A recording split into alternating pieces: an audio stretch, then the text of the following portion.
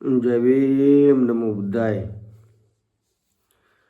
યમરાજ તો માત્ર પ્રાણ લઈ જાય છે, વેધરાજ તો પ્રાણ અને ધન બંને લઈ જાય છે. નિવૃત્ત આઈપીએસ અધિકારી રમેશ સવાણી સાહેબની કલમે લખાયેલ પોસ્ટમાંથી. ડાક્ટરી જેવા પવિત્ર અને સેવાના ક્ષેત્રમાં પૈસા માટે માણસની જિંદગી સાથે ખેલ ખેલતા ખ્યાતિ હોસ્પિટલ કાંડ વિશે જાણી અહીં વલોવાઈ ગયું. આપણે ત્યાં ડૉક્ટર્સ બેફામ બન્યા છે. વિદેશમાં તો દર્દીની ફરિયાદ ઉપર લાયસન્સ રદ થવાની અને વળતર ચૂકવવાનો ડર બહુ રહે છે. આ વિદેશની વાત છે, અહીંયા નહીં. અહીંયા એવું લગભગ નહીં બને. 35 વર્ષ પહેલાંની ઘટના છે. હું ઉચ્ચ અભ્યાસ માટે 1.5 વર્ષ ઉપર યુરોપ ગયેલો. ત્યાં હું બીમાર પડી ગયો અને તાત્કાલિક બાયપાસ સર્જરી કરાવવી પડેલી. ત્યાંના ડૉક્ટરોએ મારા પ્રાણ બચાવ્યા અને આજે પણ યુવાનની સ્ફૂર્તિથી જીવું છું. એ સમયે મારે વારંવાર ફોલોઅપ માટે ડાક્ટરને મળવું પડતું. ડૉક્ટર મારો હેલ્થ કાર્ડ નંબર નોંધી લેતા, એટલે એમને એમની ફીના પૈસા સરકાર કે વીમા કંપની ચૂકવી આપે.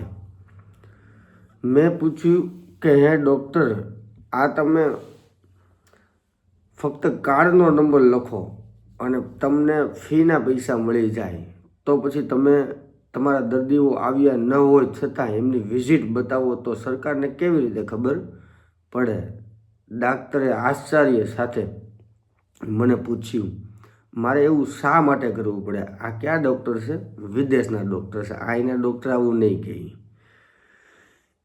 એમની કલ્પના બહારનું હતું કે આવું ખોટું થઈ શકે. કોનું? ડૉક્ટરનું. આવો ભ્રષ્ટાચાર થઈ શકે એ એમની સમજણ બહાર નહોતું. એ લોકોને સમજ નથી પડતી કે આવા કાંઈ ભ્રષ્ટાચાર થતા હશે. અને અહીંયા તો એક મિનિટે થાય છે ને એક સેકન્ડે થાય છે. દવાની મેડિકલ ઊભી એમ નામ ખોટી કરી દે. આપણે અહીંયા જે છે આપણે પુરાવા લઈને પછી કરશે. મને આવો પ્રશ્ન પૂછવાની મૂર્ખામી ઉપર શરમ આવી અને દિલગીરી વ્યક્ત કરી. મારી નાદાની માટે એમણે મને માફ કરી દીધો. એની સાબિતી એ છે કે આજે 35 વર્ષથી ફોન કે વિડીયોથી મારી તબિયતની ખબર પૂછે છે અને સલાહ આપે છે. સલાહ આપે છે. સલામ એ ગોરા ડૉક્ટર એડવર્ડ સ્ટેશન કાર્ડિયોલોજિસ્ટને.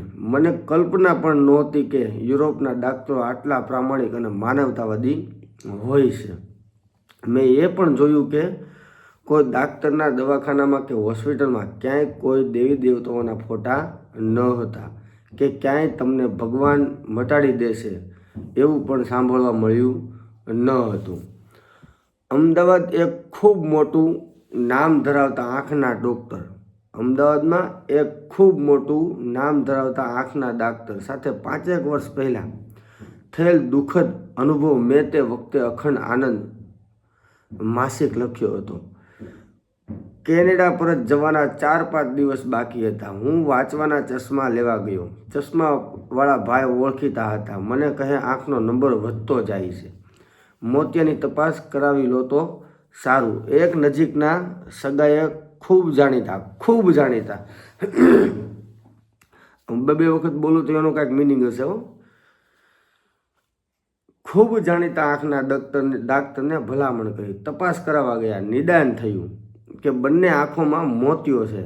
દાખલ થઈ જાઓ. સવારે ઓપરેશન કરીશું અને 4 દિવસ પછી કેનેડા જઈ શકશો. હું અનિચ્છાએ મારી ઈચ્છા નહોતી, અનિચ્છાએ તૈયાર થયો. પછી મને ડૉક્ટરે પૂછ્યું કે મણી કયો નખાવવો છે. તેમણે 90,000થી શરૂ કરી 1.5-2 લાખના મણી બતાવ્યા.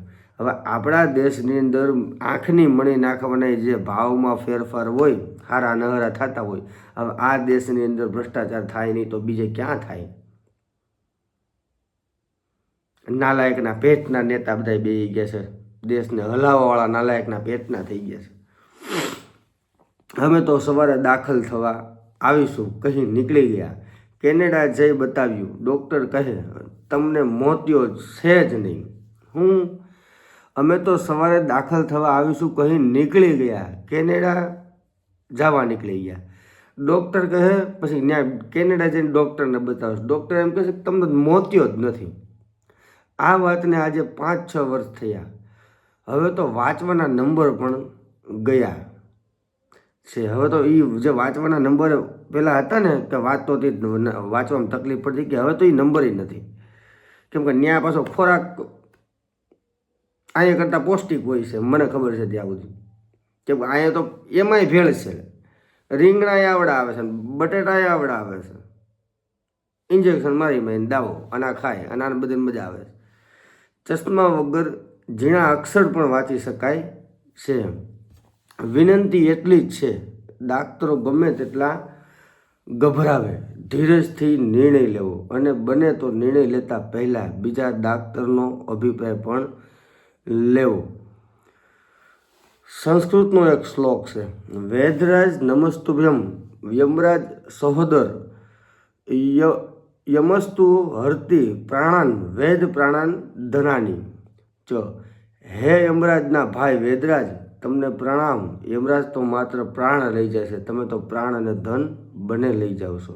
આના સૌજન્ય છે જગદીશ બારોટ, હાલ કેનેડા.